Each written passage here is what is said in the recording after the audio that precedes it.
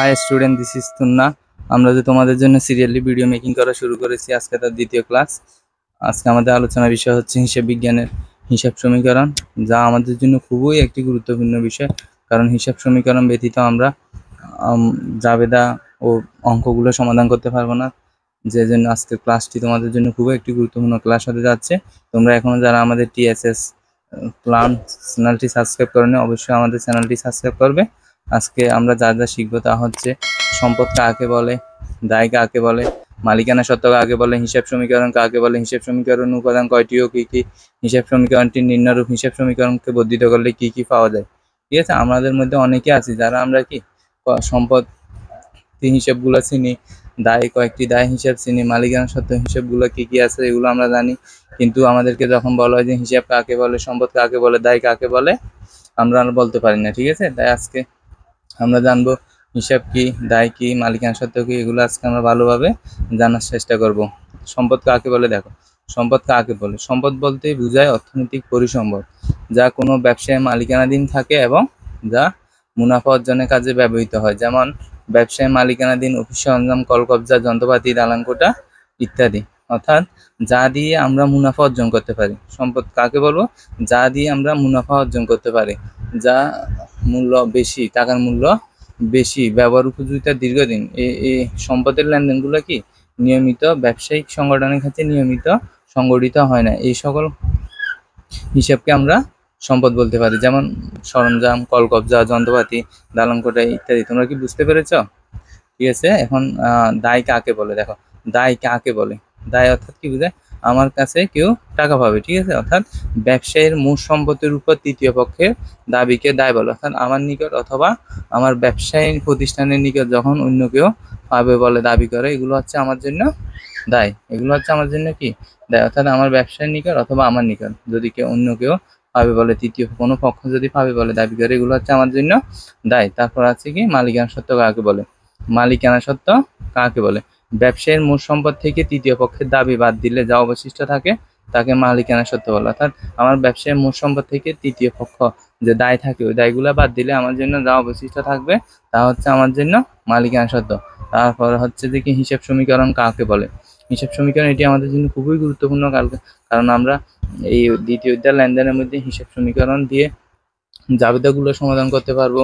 তারপরে হিসাব সমীকরণের সাহায্যে আমরা যে অনুশীলনের যে সৃজনশীলগুলো আছে এগুলো সমাধান করতে পারবো।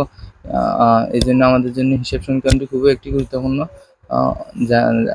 দেখো এখানে কি লিখেছে, যে সমীকরণের মাধ্যমে মোট সম্পদের পরিমাণ ও দায় ও মালিকানা সত্ত্ব সমান হয়, এই সমতা প্রমাণ করাকে হিসাব সমীকরণ বলে। এই সমতা প্রমাণ করাকে হিসাব সমীকরণ বলে। তারপর হচ্ছে কি হিসাব সমীকরণের উপাদান কয়টি ও কি কি? হিসাব সমীকরণের উপাদান কয়টি ও কি কি? হিসাব সমীকরণ উপাদান হলো 5টি। হিসাব সমীকরণ উপাদান 5টি। এগুলো হলো সম্পদ, ব্যয়, আয়, দায় ও মালিকানা সত্ত্ব। সম্পদ, ব্যয়, আয়, দায় ও মালিকানা সত্ত্ব। হিসাব সমীকরণটি নিম্নরূপ দেখো। হিসাব সমীকরণটি নিম্নরূপ হচ্ছে এ সমান এল প্লাস ওই। হিসাব সমীকরণটি নিম্নরূপ হচ্ছে কি এ সমান এল প্লাস ওই। অর্থাৎ এ সমান এল প্লাস ওই বলতে আমরা কি বুঝি? সম্পদ সমান দায় যোগ মালিকানা সত্ত্ব।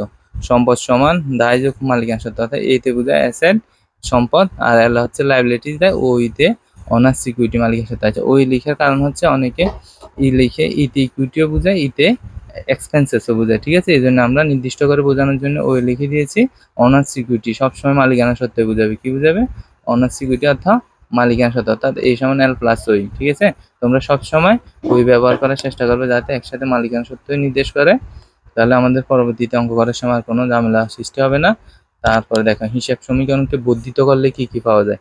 অর্থাৎ এই যে ওইর মধ্যে এখানে কি আছে, ওইর মধ্যে কি কি থাকে আর উপাদানগুলো বর্ধিত করলে আমরা পাবো এ সমান এল প্লাস সি প্লাস আর, এ সমান এল প্লাস সি প্লাস আর মাইনাস সি মাইনাস জি, এ সমান এল প্লাস সি প্লাস আর মাইনাস সি মাইনাস জি। এগুলো তোমরা অবশ্যই শিখে নেবে, খুবই গুরুত্বপূর্ণ বিষয়।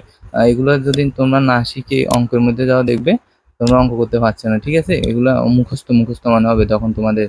এগুলা যদি শিখো তোমাদের খুবই সহজে অঙ্কের মধ্যে গেলে খুবই সহজে সমাধান করে ফেলতে পারবে। ঠিক আছে, এখন আমরা এই যে এতে কি, এল এ কি, সিতে কি, আর এ কি, ঠিক আছে, এর সংক্ষিপ্ত রূপ দেওয়া আছে। এর পূর্ণরূপ কি, এল এর পূর্ণরূপ কি, সির পূর্ণরূপ কি, আর এর পূর্ণরূপ কি, এগুলো এখন আমরা জানবো।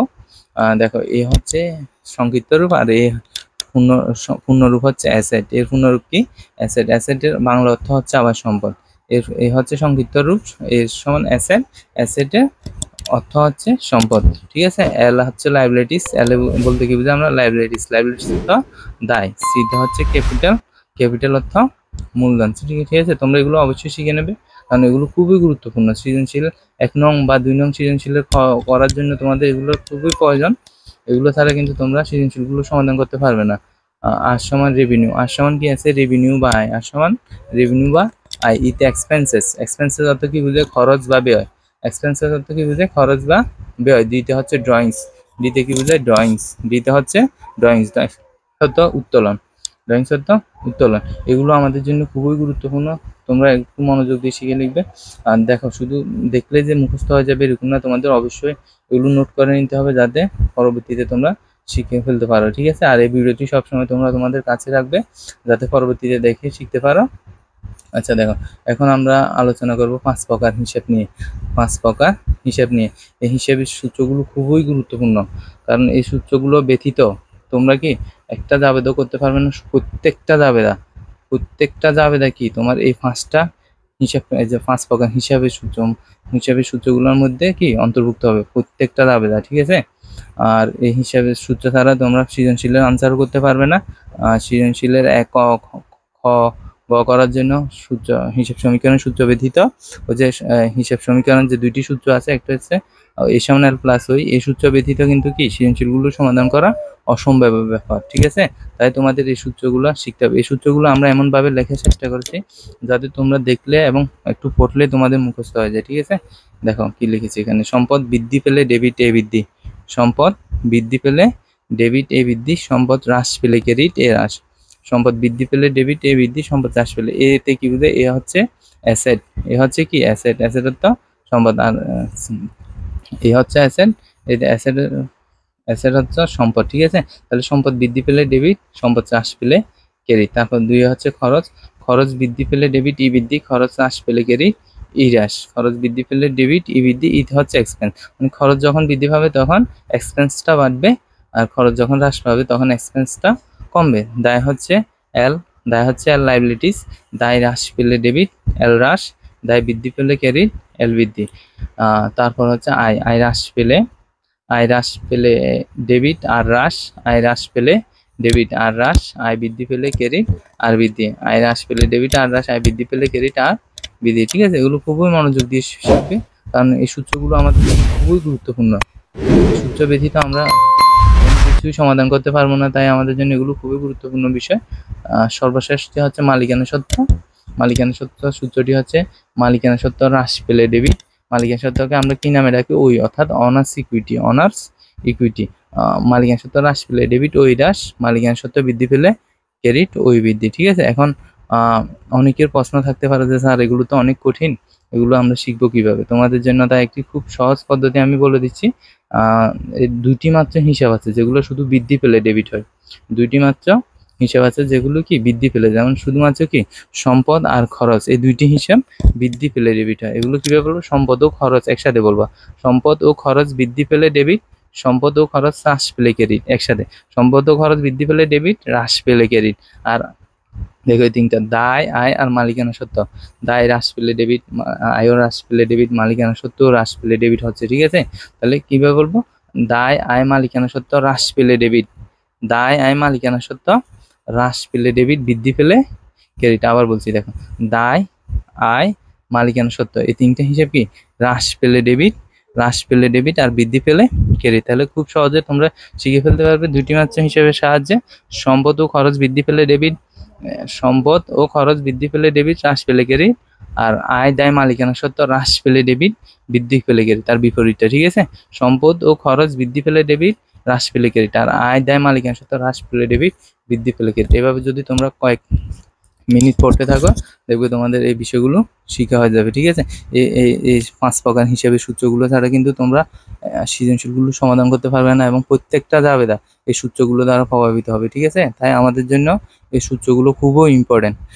আমরা পরবর্তী ক্লাসে জাবেদা নিয়ে আলোচনা করব। আমরা তোমাদের জন্য 100টিরও অধিক জাবেদা নিয়ে আমাদের ক্লাসগুলো সাজানোর চেষ্টা করেছি, তাই আমি তোমাদের সাজেস্ট করবো যে তোমরা আমাদের পরবর্তী ভিডিওগুলো অবশ্যই দেখবে। ধন্যবাদ সবাইকে।